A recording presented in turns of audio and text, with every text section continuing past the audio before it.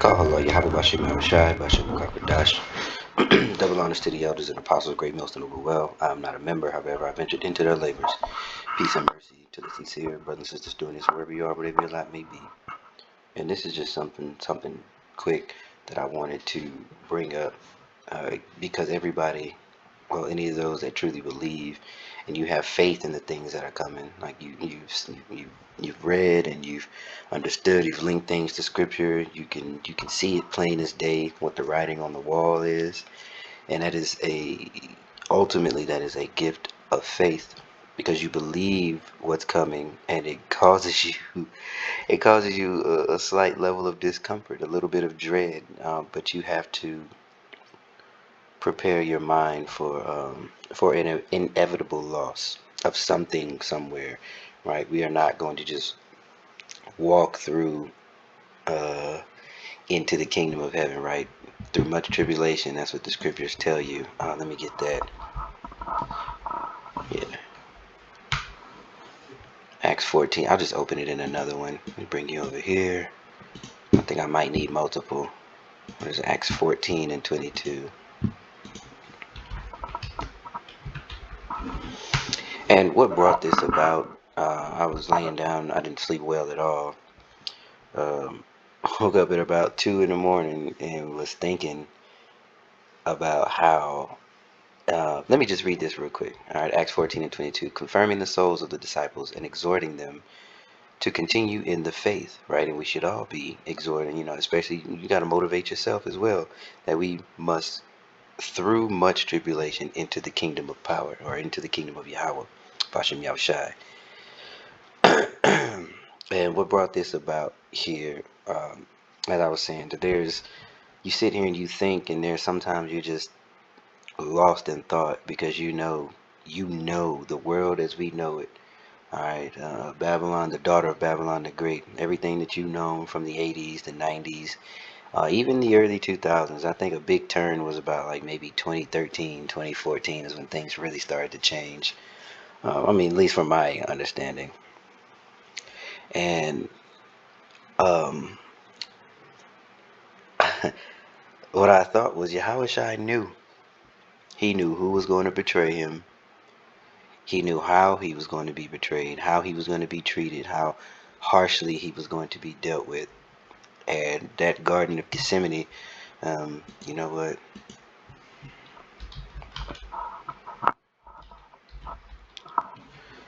Uh, that Garden of Gethsemane moment he had where he prayed is like, if there's another way, let it be so. All right, but that brings to mind another thing where the servant is not greater than the master.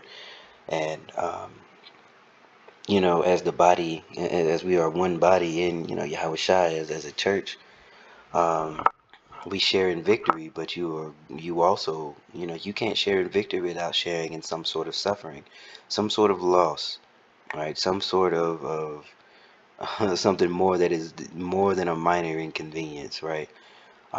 Expect to feel pain, expect to feel hurt, expect to feel angry because what's coming, this devil doesn't play fair.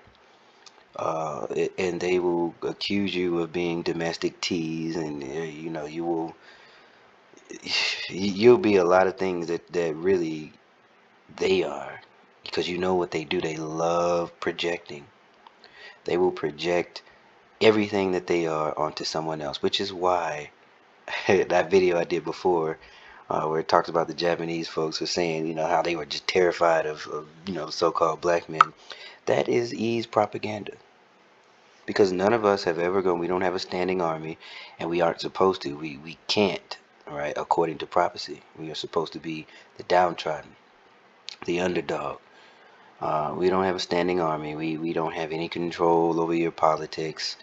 We've never made any type of bomb and dropped it on anyone, right? We've never made race-based pseudoscience and then persecuted said people off of that race fake science, right? We've done nothing to your seas, nothing to your environment, nothing. Yet all the hate, right? All the disdain, um, is on us when it should be on the cancer of the earth. So the Garden of Gethsemane, all right, located in the Mount Olives in Jerusalem. All right, it is a sacred. No, it's not, but it is a sacred historical point for the Israelites. Okay, all right, and Yahushua prayed and experienced intense agony, sweating blood. Do you know he had to have seen it? Those to sweat blood, you had to have seen in vivid, in 4K, what was about to happen to you. And he knew it all along, which is why Yahushua was so austere throughout his walk with the disciples, right? Throughout his 33 years as a man on this earth. And I want to see, like, what is the, right before his crucifixion, right? He felt deep sorrowful distress, asked for the cup of suffering to pass, but ultimately surrendered to Yahweh's will. What, um, what a man! What God, Lee? Could none of us do that, man? You gotta you really put yourself, and you have to be a visionary in this thing. And I'm kind of going off on a tangent, but it's okay. We're discussing Yahushua. We're discussing the greatness of our big brother Yahushua. So just put yourself in a situation, just think in your mind. Let's say you knew how you were gonna die, which, the forethought of Yahweh, as we come back in many iterations, the flesh goes in the ground, spirit returns, spirit comes back within a child. Um, if you knew how you died before, you'd be bugged out. So imagine how much more, the mental plague you would have knowing how you're gonna go out, knowing when, knowing who, what was gonna be done to you. All right, he swayed. That's gotta be. We can look that up. Let's see. First of all, let's go to it. I think it's in yeah, that's what I thought. Matthew 26. So let's do this. We'll go to Matthew 26. Right. So they plotted to kill him. With the last Passover. Okay. And Garden of Gethsemane. So we're gonna put our fang in there right there. And medical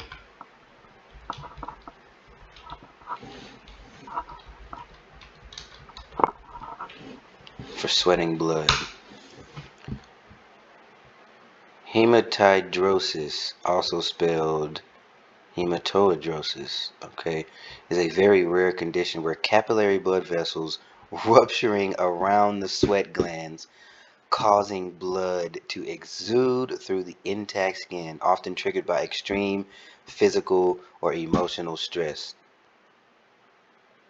Has anybody ever gone through that to where they sweat blood, where they went to hematidrosis, or however you say that? Symptoms: small amounts of blood-stained, watery, or pink fluid appearing on the skin, often the face or forehead, without visible trauma.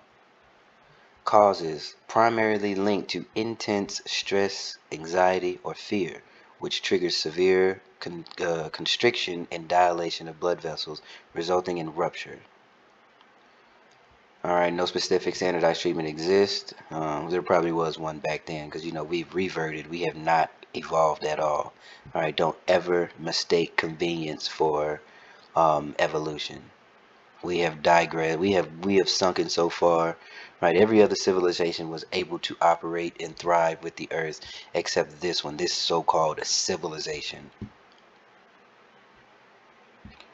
And even to that's that let's not that that's another video for another day. Okay, alternative names, okay, or simply blood sweat, right? And back to my original point of laying up thinking about, you can't talk to anybody about this. You would you because one, you got to be, we're fools for Hamashiach's sake, and you have to be a little bit crazy to believe everything that is preached. But the truth is stranger than fiction. It is all real. And if you don't believe, if you doubt anything, you are going into a battle unarmed, or you have a chink in your armor, All right, you are going in and you are not fully covered in what's to come, and you need to pray about that. But yeah, we know what's coming. We know, as the scriptures are tell us a lot. So sometimes you find yourself, you can't fully enjoy or be fully immersed or fully involved in everyday life as everyone else can. And it's okay. That is okay. That is a perfectly reasonable and legitimate reason. And you kind of have to be a stoic and detached, and at this point we're just waiting on the other shoe to drop. All right, so I'm going to read 2nd Ezra 16, and this is what we got on the way here, on the way that's coming. Okay, it's actually the whole thing, but I'm going to skip through some of these verses. Okay. All right. Fires kindled should not be put out till it consume the foundation of the earth, like as an arrow which is shot of a mighty archer, returneth not backwards. Even so, the plagues that shall be sent upon the earth shall not return again. Woe is me! Woe is me! Who shall deliver me in those days? That is Ezra saying that because he was given a vision and he knows, like, reincarnation was simply a basic tenet. It is a basic understanding. This was before the perversion of the gospel, or at least to where it was now. Um, all right, the beginning of sorrows and great mournings, the beginning of famine, great death, the beginning of wars, and the powers shall stand in fear. The beginning of evils, all right, evils meaning bad times. What shall I do when these evils shall come? Behold, famine and plague, tribulation and anguish are sent as scourges for amendment. But for all these things they shall not turn from their wickedness, nor be always mindful of the scourges. Okay, scourges. I was thinking I was trying to say scurvy. Why, I don't know. Anyway, all right, victuals shall be sold good cheap. All right, and they shall think themselves to be in good case. All right, so that could be, things may return to normal after this whole closing and reopening and closing of the strait, and then I don't know, anything could happen, right? Especially them people in the Holy Land, the bastard that's in Ashdod. Uh, they could do anything at any given moment, or there could be some sort of um, Niner Uno like thing, and it'll be this old, FL or FALSE, and then boom, America is right back pulled into that third world fully. All right, because the draft has been instituted. I believe they're going to, towards the end of the year, they are reinstituting because they need more. They need more cattle, right? There was a news article that said U.S. kids could be, roughly paraphrased, they were saying U.S. kids could be in a draft, and a kid is a goat, and that's what you are. That's what they look at you as cattle, disposable, replaceable. You serve a purpose. That's it. You serve the interests of the E class. EP and ESA, they're interchangeable, right? The E class, that's what it's gonna be, just the E class. All right. And the dead shall be cast out as dung, and they shall be no man to comfort them, for the earth shall be wasted, and the cities shall be cast down. Okay, one man shall desire to see another, to hear his voice, right? So it'll be scarce. Um, let's see. Earth shall be laid waste. This is 32. All right, and the fields thereof shall wax old, and her ways and all her paths shall grow full of thorns, because no man shall travel there through. All right, so there's a huge um, uh, a great amount of loss. Basically, I lost my train of thought. A huge amount of losses that is coming in general, but in each and our very specific things. All right, a brother could get a letter, or somebody's family member could get a letter telling them they need to go or go to jail. Um, and we all need to be praying, not only for yourself. Pray for the sincere. Throw up those prayers. The Lord hears, and the Lord is pleased when you pray and care for His prophet. He set up lowly men to test your faith. Or now, when I say lowly, I mean perceived by this world as lowly. To test if you really believe, because anybody will believe. A Jay-Z or whatever, or a man in a expensive suit and Italian leather shoes and all this other stuff, right? Dang, that's in When a Rich Man Speak. That's what it is. That's what I'm gonna get. I know it's in Ecclesiasticus. when they extol it to the clouds, when a rich man speaks. Yeah, 13 and 23. Um, dang, let me just get what I'm going to get right here and we'll go back. We'll go to it. Let's see. 37. 16 and 2nd Ezra 16 and 37. Behold the plagues draw nigh and are not slack.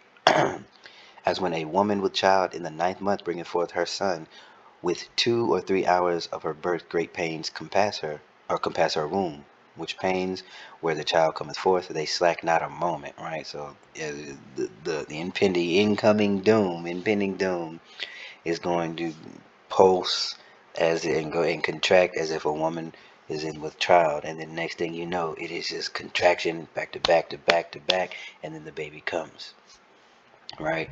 And we are in that contraction period where you watch those TV shows and they're like, what are her she died, whatever, something's coming, are 5 minutes apart, our contractions are 5 minutes apart or whatever.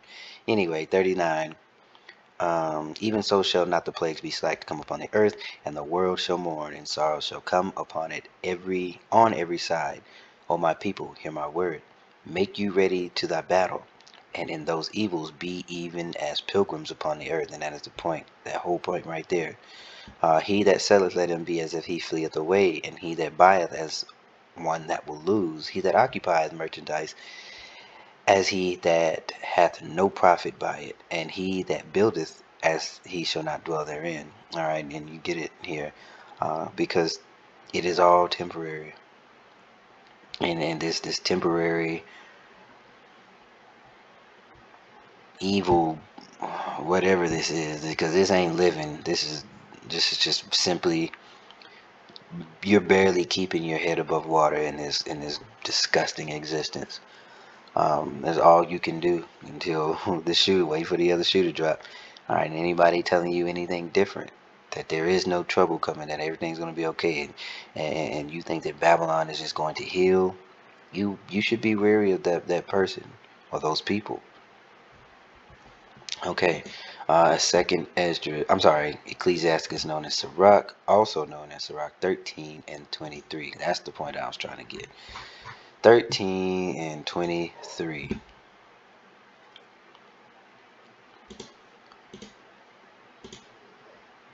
We'll just go scroll down.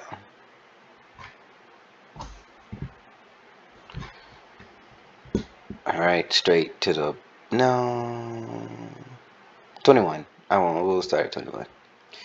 A rich man beginning to fall is held up of his friends, but a poor man being down is thrust away by his friends. When a rich man is fallen, is 22, he hath many helpers, and he speaketh things not to be spoken, and yet men justify him. You see that day in and day out. The poor man slippeth, and yet they rebuke him too. He spake wisely, and could have no place. Verse 23, when a rich man speaketh, every man holdeth his tongue, and look what he saith. They extol it to the clouds. But if the poor man speak, they say, what fellow is this? And if he stumble, they will help to overthrow him.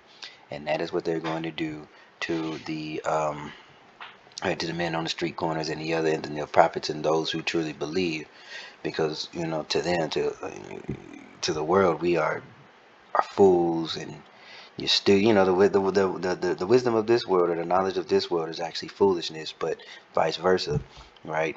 And damn, God used to confound the wise, foolish things to confound the wise. 1 Corinthians 1:28. Oh no, we need. Dang it. Yeah, we'll do it through here, because I think I'm not done reading 2 Peter.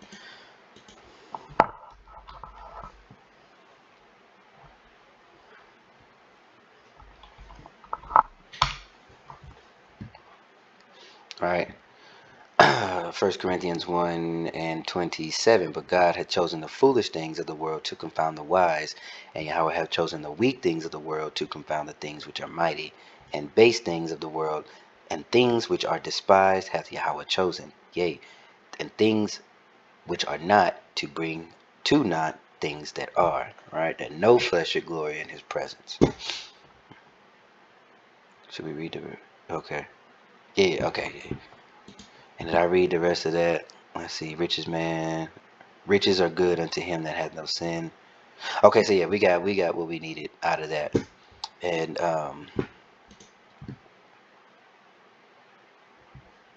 dang, there was one other one I needed to get and it slipped my mind. Well, if it comes back to me, I will put it in the description box. But basically, that's really the thing. The original point was made, and then we kind of just got additional precepts. And I pray, you stuck with me. There was quite a bit of jumping around. Um, but again, I truly do pray that you stuck with me and that you're edified, and it's causing you to meditate on things, right? Be prepared. Just be prepared to lose, okay? But be okay with it, knowing that you'll get these things back, everything back. You know, umpteenth fold. I don't know. I can't even think of the word, but it is gonna be your reward is gonna be great. And I know that it can be a difficult thing to think and see people winning on this side. And sometimes you kind of want to be bigger and be known in this world, but this is temporal, and this world is trash. There's nothing good. There's everything that is praised is pure, is evil, is hypocrisy. It's all bullshit. So don't feel weak, don't get weary in well doing. God dog it, we need that.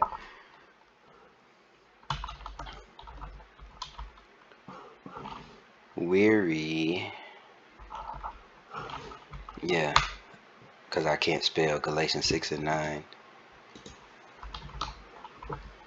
I still don't have the one that I wanted to get, but it's okay. All right, straight to the point as we were making our point, right? And let us not be weary in well doing, for in due season we shall reap if we faint not. So stand tall, stand firm, and of course, as always, I preach to myself before others. You will have moments in the flesh, you'll have moments of weakness, but you got to keep praying, right? And maintain, keeping the main thing the main thing. All right. You have to envision these things that are coming, the good and the bad, and meditate on it and be okay with it. And it's easy to be okay with the good, but be okay with the bad and don't doubt the good is a better way to put it. Um, and just know that you will be covered. All right, you just continue on in well doing, faint not, chasing Yahushai, right? Whatever footsteps he made in the sand, you do your best to walk directly on them, not straight into the right or to the left. But if you do, get up and keep moving. Don't let those don't let your sins drag you down. The scriptures tell you that. Because if you are sincere, it can get you to that point. You can feel like, man, I might well just F it. I can't get right in. Don't let that seed take hold, take root, and grow. Right? Whatever a man thinketh, that so is he. Think on victory. Think on being, standing manfully in the times to come. And just continuously pray that the Lord does not take the spirit from you when you need it most, right? Because at the end of the day, none of us are guaranteed, right? We are not chosen. I mean, we are not. Our works can't justify us. So, with that being said, I think we can end it there. And again, please, this is my utmost prayer that whoever happens to hear this, read this, see this, that you are edified and that you're encouraged and that you are sparked in your mind to continue to read and grow and be better. Shalom.